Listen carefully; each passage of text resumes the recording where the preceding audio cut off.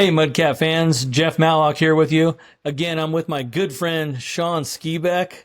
We're super excited today to bring you episode number 1 of the Dirty Fish podcast. Very excited. I don't know about you, Ski, but I've been thinking about this for months, and you and I have talked about it a couple months. I'm super excited to be doing this podcast for the Mudcat family. What are your thoughts on it? I think it's really cool for our players and our family and our host families and sponsors. I mean, everything that we can do for this whole thing that is the Solano Mudcats. Yeah, and we're going to be doing a lot of those player interviews, both players from the past, Hall of Famers, current players. We're going to get Coach Kyle Stafford on here early this year before the season to talk about the upcoming season and recruiting. We're going to talk about sponsors. We're going to talk about interns, all that. Super excited to cover all those topics. There's so many of them.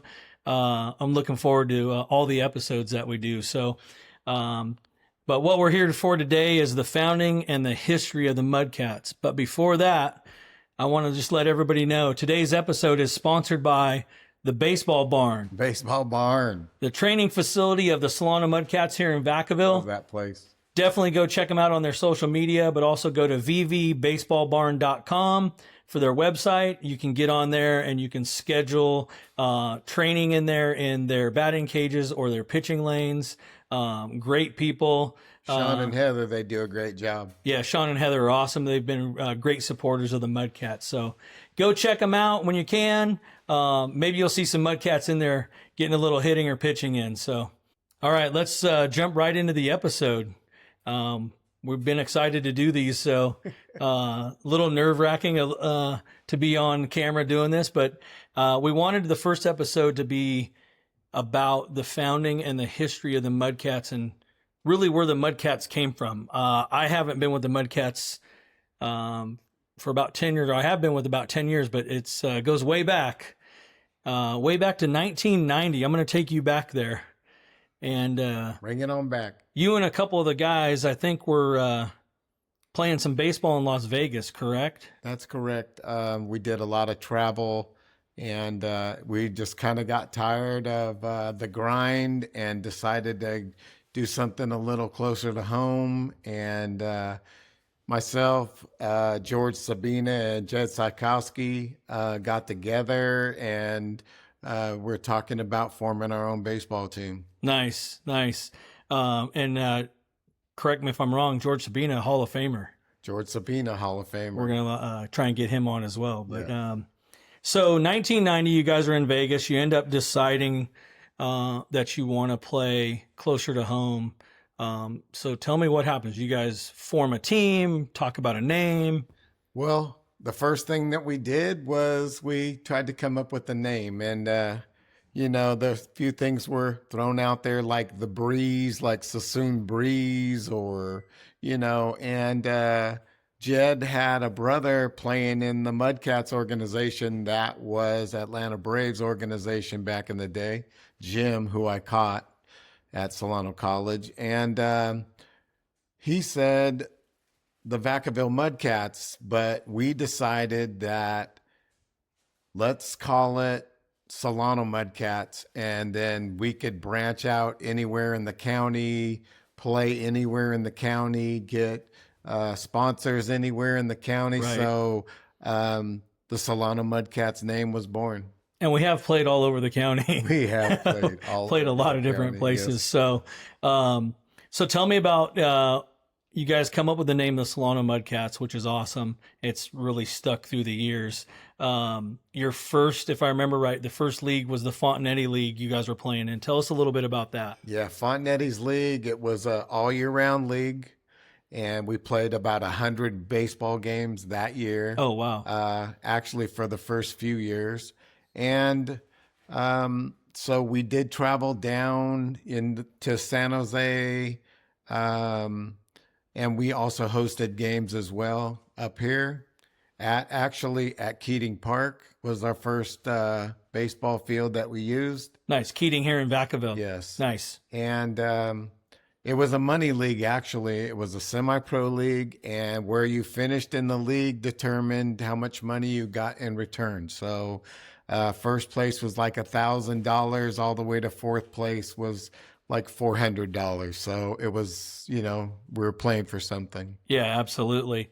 And what was the age group at that point of the Mudcats? Just being a semi-pro team, was it all like 18 to 25, 18 to 30? I'm not gonna lie.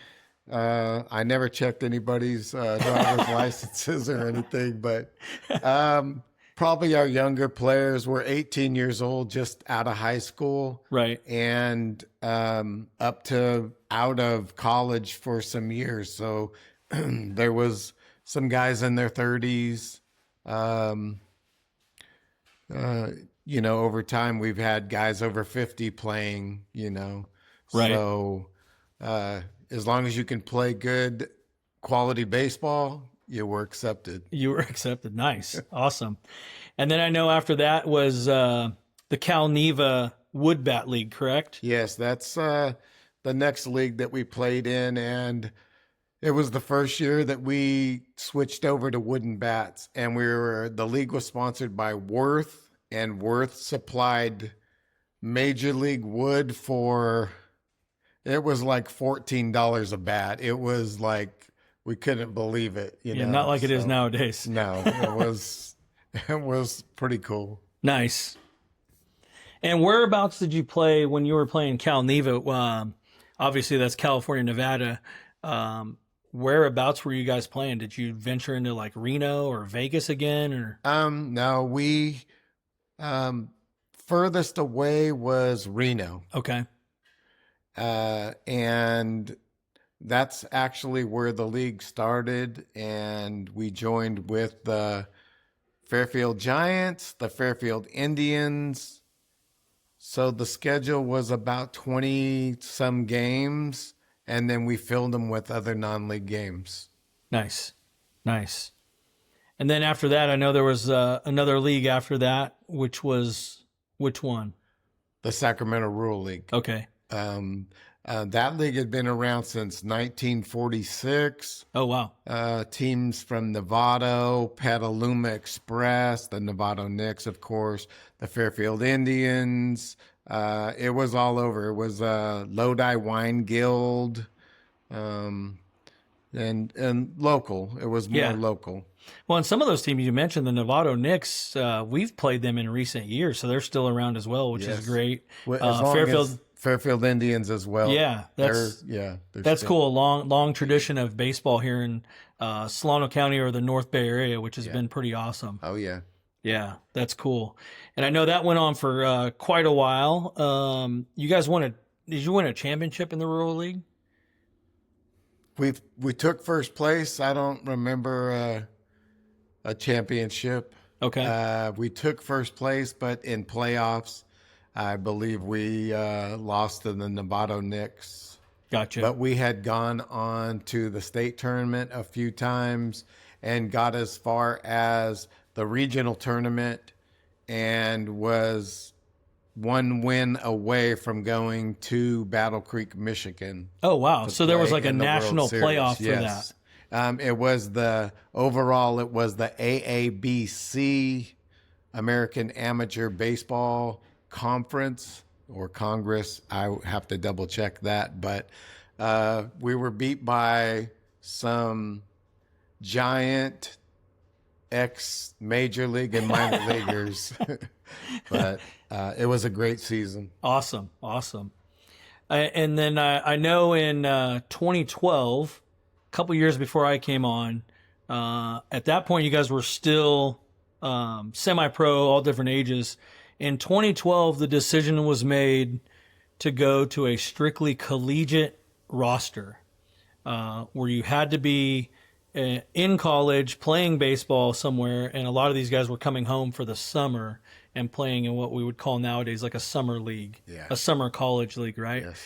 What was the decision behind that to go strictly collegiate at that point? Were some of the guys getting too old to play anymore, or what? Well, anyways, it was a tough decision, but because we had still a good nucleus of good older baseball players and they were still playing at a high level. Yeah, nobody wants to hang them up, right? Yeah. I mean, Ryan A. Adams, Callie Aird, you know, our president, Ben right? Crombie, Dave Negron, um, Chris Wilhite, myself. I mean, we were all still playing pretty good baseball, but we were getting shut out at the bigger venues, and the club was over half collegiate baseball players. So it kind of made the transition pretty easy. Right. It was kind of heartbreaking to tell the veteran guys that this is going to be the last year and, you know, you're going to have to go play some MSBL baseball, you know. Yeah. Tough transition for It those was, guys. but the transition was awesome. So did you have to call him into the manager's office and tell him we're letting him go? Or what? I called every one of them and let them know. Yeah. I just let them know that we're going to be going collegiate, and you know, I love everything you've done for us, but you know, you're going to have to find another place to play baseball because the Solano Mudcats are turning into a summer collegiate baseball team. Yeah, and that's always, I mean, that's a tough phone call to make and a tough decision. But I know you and I have talked over the years that one of the problems also was some of the teams you were playing and wanted to continue to play had gone strictly collegiate as well. The Humboldt Crabs being one of them. Yeah. Long time team that's actually in our league now in the Pacific Empire League, which is great to have them. We've played them we're their 4th of July team, which is so cool every year. I love going up. But I think it sounded like it was, from what I've always heard, the stories, it was kind of time to do that, to switch over to a collegiate league. And then a lot of the guys at that point, you know, yourself, Ben Crombie, all ended up becoming coaches or part of the organization, right? And maybe not players anymore, but they were still involved with the Mudcats. Oh, yeah. And some of us to this day. Yeah. So We decided to, you know, we had to do it right and form a board and, you know, yeah, step up the organization. I did everything myself for many years, including sell the hot dogs and work on the baseball field. was that like in between innings you were selling popcorn and candy or what? I sold a hot dog, but I might have. I don't know. But anyways, it was time to set up a board, and it really worked out that first year. Everybody bought in. Nice. And we took it to the next step right there. I know. You and I met in 2014. I was coaching youth baseball and playing adult league baseball. And Shawn and I met down in Arizona. It's kind of a longer story. We won't get into it this time, but someday we'll tell the story. It's a great story. And I mean, it's created such a good friendship, and you know, both of us coaching together at not only the Mudcats at some different places as well. But I came on board about 2014, so you guys were 2 years into this collegiate thing, and it was just phenomenal. For me, it was great. I mean, I was so impressed. You had me come out to help at a camp. We do a youth camp every year in the summer, 3-day camp. You asked me to come help at that, and it was really cool to do. And then I think at the end of the camp, there was a game that day. And it was kind of funny because you asked me if I had baseball pants. Like, duh. Yeah, of course I got baseball pants. And you said, hey, we haven't had a first base coach in a while. And so I made the phone call to the wife. Denise brings my baseball pants. First day I'm on with the team, basically. I end up coaching first base. We're at Wilsey Wood. And that's pretty much where I've been ever since, till this last year I coached a little bit of third. So it's been an awesome run so far for me, and I'm just so appreciative of what you guys had done prior to that and leading up to that. And that's one of the reasons we wanted to tell everybody about the history of the Mudcats. It goes so far back, and a lot of the people don't understand when they come on the team or get involved with the team now, what a rich history the team's had around here. So it's been a really good run. We're having fun. I think we're taking it to the next level with a podcast. which is awesome. So I know in 2018 we joined the Bay Area Collegiate League because we were independent up until then. Yeah, we played a few years independent collegiate, and we decided we would join the Bay Area Collegiate League. Right. And what a great run that was that year. We go to Alameda for the championship. We end up winning the Bay Area Collegiate League, the BACL, the championship in 2018. That was a phenomenal team. Oh, yeah. We had a great time. And then that led to the next year. We were actually invited to join the California Collegiate League. The CCL was doing a expansion out of the LA County area to the Northern California teams, and they added, I believe that year there were 6 teams that were added to that, either 5 or 6, and we were one of the ones that expanded into that, which was a pretty great opportunity for us. Yep. We played league games with the other rival teams up here that were in the league. Went down a couple of the years, had a all-star game. That was pretty dang fun. Yeah, that was pretty cool for our guys to get. I believe they had nationally televised. And USA Baseball was there doing stats and doing all the metrics for those guys: running, jumping, reaction time, things like that. So it was really cool. And we were in that league for 4 or 5 years, I think. I think so. And then circumstances came up in 2024. The Northern Division, most of the teams split off. We actually were one of the founding members of the new Pacific Empire League. That was us, Healdsburg Prune Packers, with Joey Gomes over there. Was such a great program, phenomenal. I think they're on 5 years running champions. Those guys have been whooping us up every year. It's always fun to go over there and play. They have such a great crowd and a cool little old stadium in there. The Lincoln Potters, with a huge crowd up in Lincoln. They have a great program up there. It's always nice to go up there. It's not as dirty because it's a turf field, so it's nice and clean. But they have a great fan base there as well.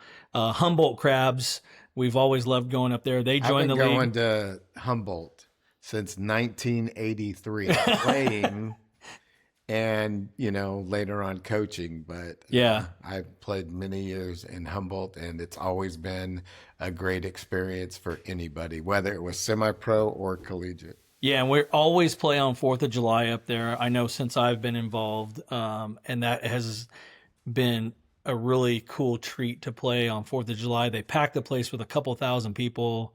They have the Crabgrass Band, which is always awesome. We get heckled like crazy, but the fans are great up there. After the game, they always thank us for coming up, and we really appreciate it.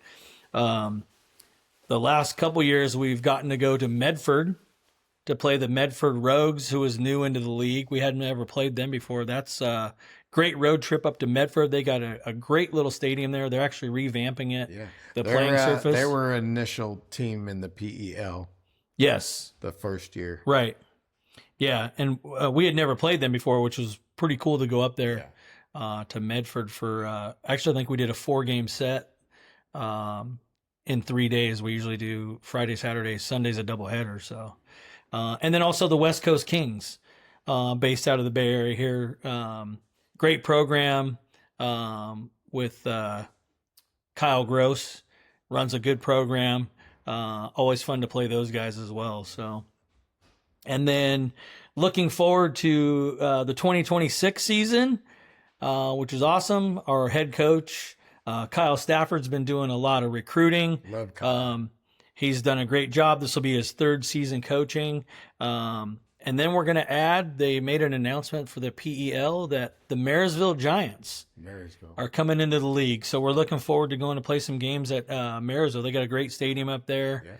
I think I've only been there one time, and it was way back when the Solano, I think it was Solano Steelheads or the what was the collegiate team at the T-Cup? The T-Birds. That Solano Thunderbirds, yeah. I went up and saw like a championship game up at that stadium. It's pretty cool. We used to play the Yuba Sutter Gold Sox as a collegiate team, and that was one of the reasons why we turned into collegiate, because since our guys were semi-pro, they weren't inviting us anymore. So right. that was another reason why, you know, Yeah. we wanted to turn ourselves into collegiate baseball. Yeah. So that pretty much covers our history up to today's date. It's been a long run. You have been not only a founding member, you're the only founding member that's still around that has been with us the whole time. So I don't know if I've ever asked you this. What does the Mudcats mean to you? Whoa. You should have gave me a couple of weeks to think about that. But, well, it was, you know, to start off, it was just a place to play, and I was responsible for it. I made the decision. So, you know, sometimes in semi-pro, things go awry. Right. Like, there's not enough rooms, or we get the wrong directions, because back in the day there was no GPS, and there wasn't really even cell phones back then when we got going, or at least I didn't have one. And I wanted to be more responsible for our travel, setting up games, and you know, just taking care of business. So and then getting to play. And we played high level baseball. I mean, you got to look at the Reno Astros. I mean, those guys are, I mean, you would look at them and think they were Major League Baseball players, as good as they were. I mean, Tommy Mitchell, that's Kevin Mitchell's younger brother, Matt Canopsis, Jason Landreth, who played for the Mudcats as well. But those guys were something else. I mean, it was just a great time. And so playing at a high level and playing a lot of baseball from March till September, October. I mean, we just played a lot of baseball, even after we stopped playing 100 games a year.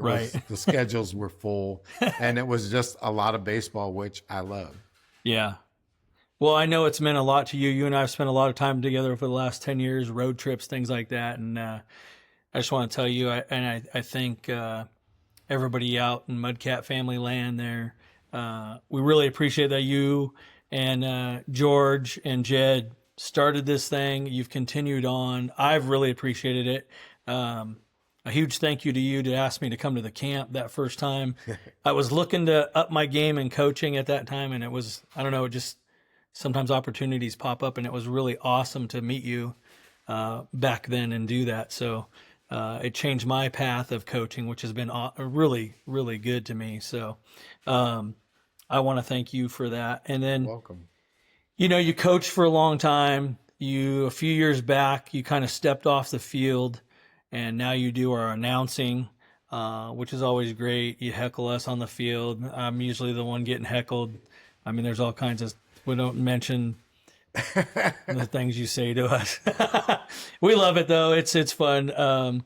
But again, really appreciate that you three started and that you've stayed with the team the whole time. It's just awesome. So yeah, Jed and George, you know, when they were done playing, they still helped out, right? Like maybe financially, or you know, Jed is a great barbecuer, would cook up some stuff, and old George Sabina would slip a, you know, $500 in there just to keep it going. Yeah. If you watch us, Sabina, you could send us money anytime.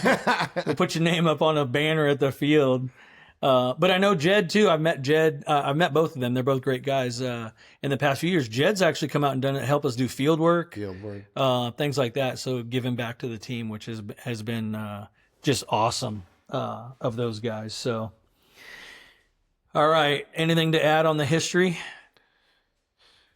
It's been a crazy ride. It has been.